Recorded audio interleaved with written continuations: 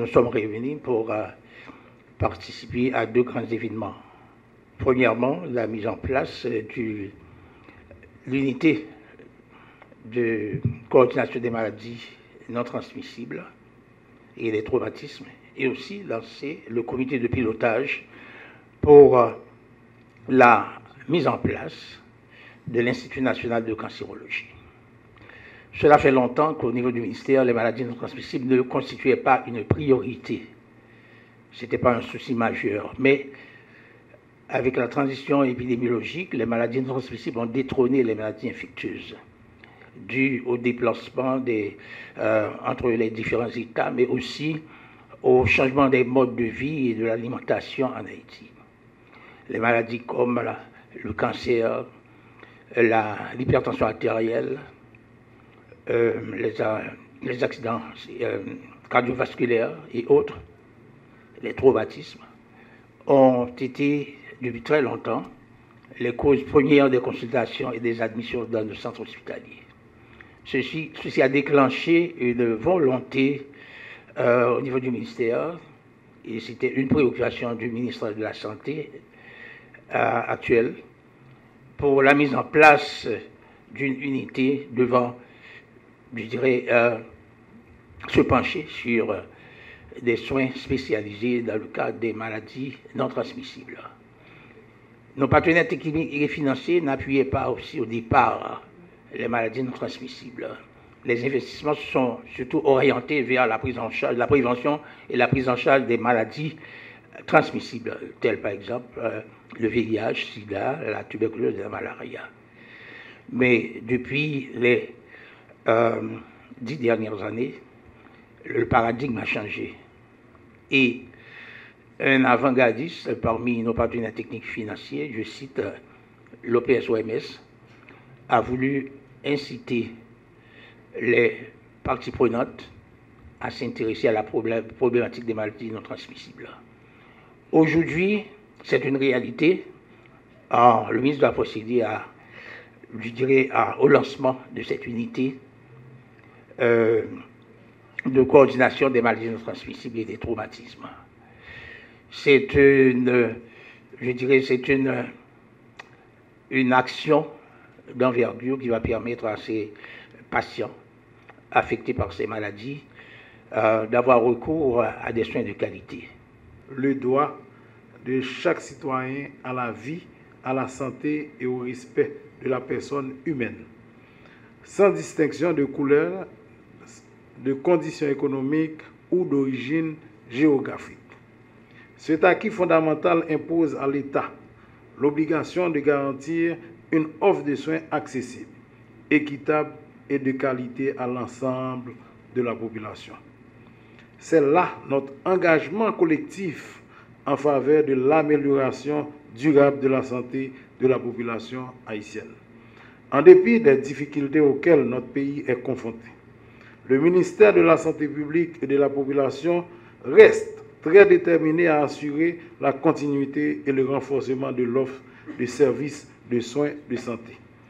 Qu'il s'agisse de prévention, de dépistage ou de prise en charge, notre devoir est de répondre avec anticipation, efficience et efficacité aux besoins de santé de notre population.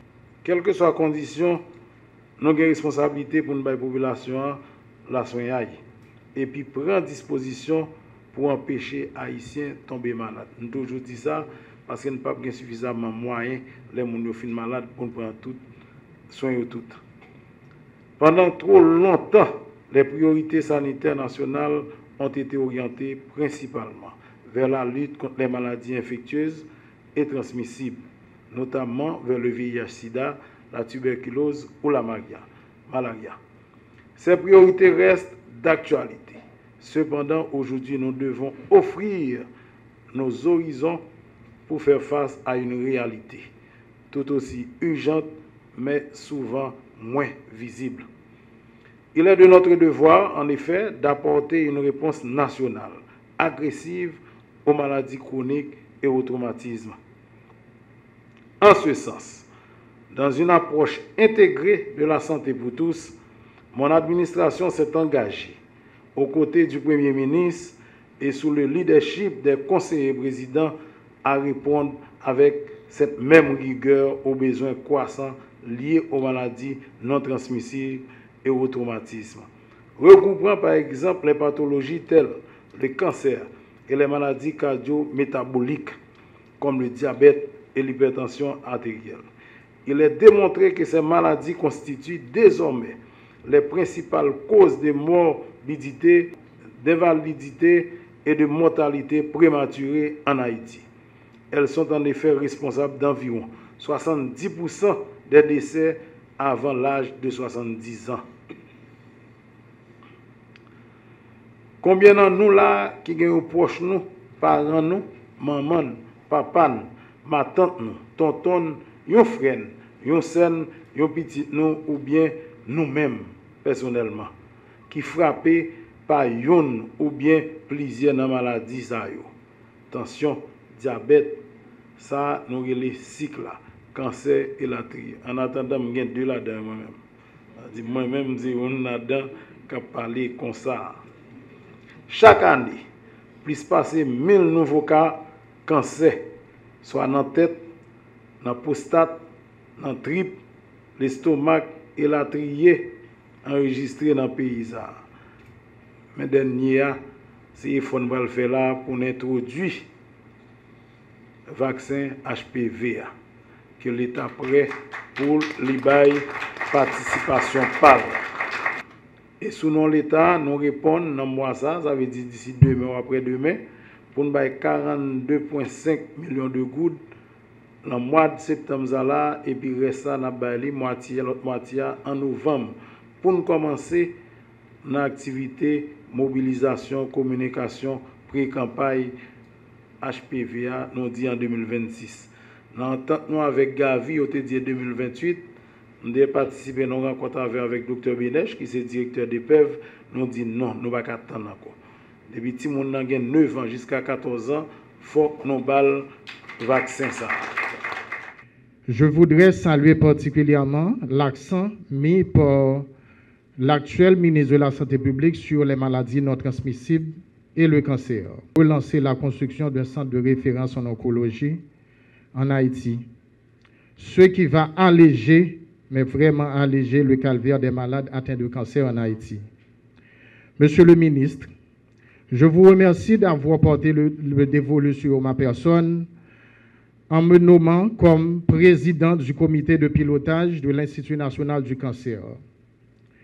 En effet, c'est un privilège de présider ce prestigieux comité et je mesure l'ampleur des responsabilités qui m'attendent. J'accepte ce poste avec humilité. Humilité, j'insiste sur le fait que je ne vais pas travailler seul, mais nous allons travailler de concert, en équipe, tout comme l'exige la prise en charge des cancers, des réunions de concertation pluridisciplinaires.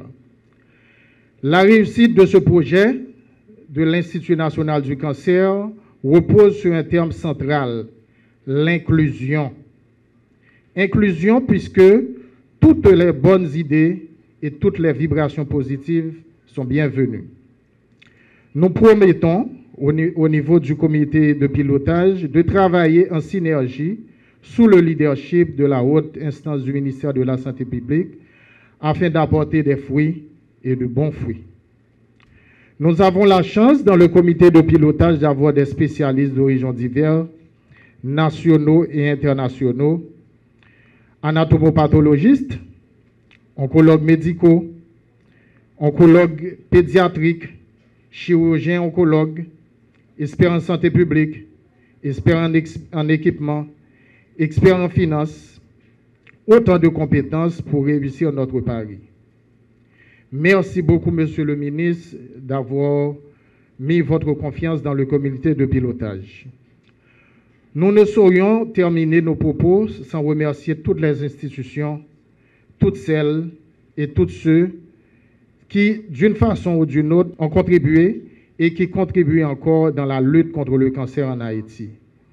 Nous promettons, nous, du comité de pilotage de l'Institut national du cancer, nous nous engageons solennellement à travailler avec honnêteté intégrité et dans l'intérêt supérieur de la nation. Nous sommes conscients du projet ça. Nous sommes conscients que le projet ça représente un gros défi pour le pays. L'État dit parce qu'il a mobilisé un peu de ressources. Mais, le ministre et nous-mêmes, nous avons engagé nous dans la bataille. Parce que nous croyons que c'est un combat pour la vie. Nous connaissons un pile de tentatives qui fait déjà. Et nous saluons. Nous apprenons de eux, peut-être ça, nous décider, alors je parle du ministre et de nous autres, de l'équipe technique et de l'équipe de pilotage là, pour mettre tous les outils avec un pile de stratégie pour faire ça, pour nous réussir. Mesdames, Messieurs, la création de l'unité de coordination des maladies non transmissibles et des traumatismes marque un tournant décisif dans la réponse nationale du ministère aux maladies non transmissibles et aux traumatismes. Entité normative, elle a la lourde charge de procéder à un changement structurel profond pour une réponse nationale articulée notamment en termes de prévention, prise en charge de suivi de MNTT en Haïti. Mandat équipe ça, les transversales. Il y a bien là-dedans 4 programmes nationaux qui priorité ministère. Dans la bataille contre maladies transmissibles, à traumatisme. Mais, le ministre t'a voulu parler. 2. 1. Programme national contre cancer. Programme national contre maladies chroniques. Programme national contre santé dentaire. Programme national prévention traumatisme. En plus, la gagné à côté de cellule suivi et évaluation. Jean-Ministre te dit l'installation le 24 janvier. Dans le temps, nous avons passé là. Nous avons cherché toute stratégie et outils. Nous avons mobilisé toutes les ressources. Surtout, nous avons mis bon côté de nous. Monde qui est capable pour nous faire la population bon service. C'est avec plaisir que nous répondons à cet appel au niveau du ministère en tant que coordonnateur du programme national de prévention des traumatismes. Enclavé par un ensemble de données statistiques et liées à des conditions auxquelles Haïti fait face, nous savons pertinemment que les traumatismes constituent un poids lourd pour le ministère de la Santé publique, que ce soit dans les données liées aux phénomènes, ou du moins aux catastrophes naturelles, à savoir les tremblements de terre, les 2 derniers événements les plus récents, les conditions d'infrastructure sociale liées aussi avec l'utilisation désordonnée de cette méthode de transport en Haïti qui est l'utilisation des motocyclettes, enclavé aussi par la situation politique actuelle et sécuritaire. Donc, le traumatisme constitue un élément clé dans la prise en charge, ou du moins dans le traitement des pathologies en Haïti. Considérant les différentes données statistiques qui ne sont pas vraiment riches, mais ce qu'on a de plus près en 2023 avec l'Organisation mondiale de la santé, qui concorde d'ailleurs, c'est des données qui concordent avec les données du ministère. En 2023, on a eu 75 235 cas de traumatisme pris en charge, et parmi ces 75 000 cas de traumatisme, donc les accidents de la voie publique à eux seuls représentent 63% de ces données. Conscient de ce phénomène, par rapport à l'incidence des décès, le ministère de la Santé publique a fait choix d'un programme national de prise en charge ou de prévention de traumatisme qui s'inscrit dans la galerie de l'unité de coordination des maladies non transmissibles et traumatiques. En guise de mission de ce programme, donc, et c'est de concevoir, élaborer, suivre et évaluer la mise en œuvre des politiques de programmes de prévention des traumatismes en cohérence avec les orientations nationales de lutte contre les maladies non traumatiques. En termes d'attribution, donc, nous souhaitons à travers ce programme prioriser la prévention primaire. Dès qu'on dit la prévention primaire, c'est de divulguer un ensemble d'informations, faire des campagnes de sensibilisation au niveau primaire, ce qui va permettre à la population d'avoir un ensemble de comportements responsables, comme le ministre dans son programme cadre du ministère. Donc la prévention est une priorité. Donc il vient de le dire ce matin, on n'aura pas suffisamment de fonds pour pouvoir prendre les pathologies en aval. Donc le mieux, c'est d'investir dans une quête de formation et d'information pour que l'on n'arrive pas à avoir des recours aux catastrophes que cela constitue les traumatismes. Nous sommes à un tournant décisif de notre système de santé. Alors que les maladies infectieuses continuent d'exiger notre vigilance, les maladies non transmissibles et les traumatismes, souvent négligés parce que silencieux mais persistants, représentent plus que jamais un défi croissant pour notre système de santé.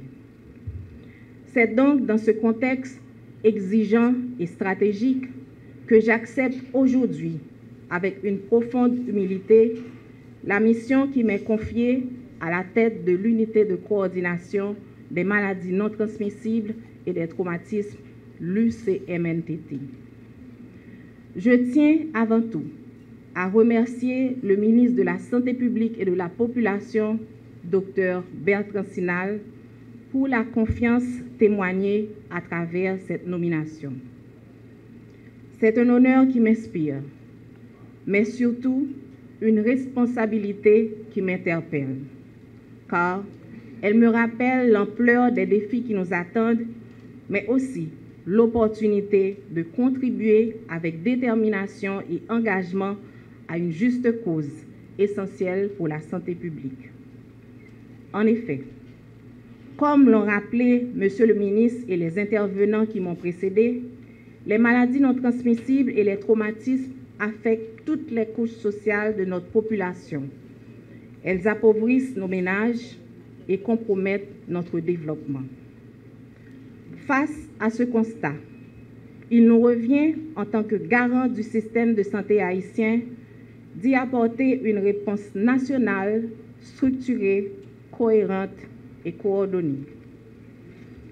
Cette réponse devra globalement refléter la volonté du ministère de la Santé publique et de la Population à renforcer l'offre et la qualité des services et soins de santé, ainsi que notre engagement à tous à placer les besoins en santé de la population en matière de prévention, de dépistage et de prise en charge des maladies non transmissibles et des traumatismes au cœur de notre action collective.